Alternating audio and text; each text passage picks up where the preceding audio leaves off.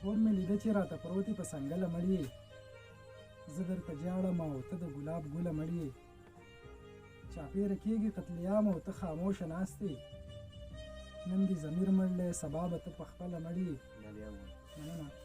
چاپېره کېږي قتلیام او ته خاموشه ناستې، نن دې ضمیر مړلی سبا به ته پخپله مړې. 15 کلن ماشوم په چغو د پلار سر ته جاړي، ما خو د ارو له خیر غوښته بابا ته څه له مړې.